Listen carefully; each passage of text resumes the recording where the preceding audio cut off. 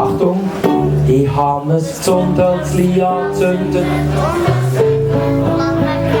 Und ich habe eine Zigarette, aber es ist Viel Leute. nicht unglaublich. Und es hat... Geben mehr? Ja, man weiss, was kann passieren, wenn man hinfasst und vertut an Zigarette. So ist das heute, hä? Und jetzt das ganze Haus. Und wer weiss, was da nicht alles noch wäre draus. Es hat das.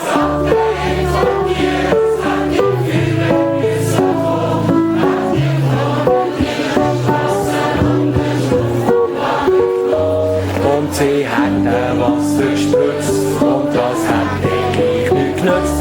Und die ganze Stadt hat brennt, es hat sich Nicht mehr geschützt. und die Leute wären umgesprungen. In der Angst und in der Wut. Was? Hätten gemeint, hey, geile Spütli, hätten die Sturmweg noch in Wut.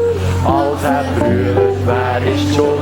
Das ganze Tumult, dass man geschossen hat auf Bundesrat am Rednerpult. Die UNO hat interveniert und die UNO hat nicht so viel Frau. Für den Schweizer Frieden sind Mit Panzer hoch, 16 Austritt nach diesmal auf Europa, Afrika.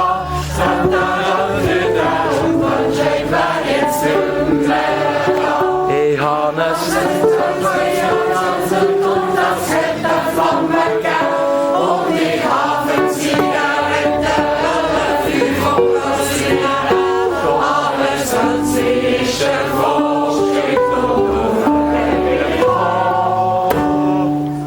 Gott sei Dank kann ich von dem bequemen Tod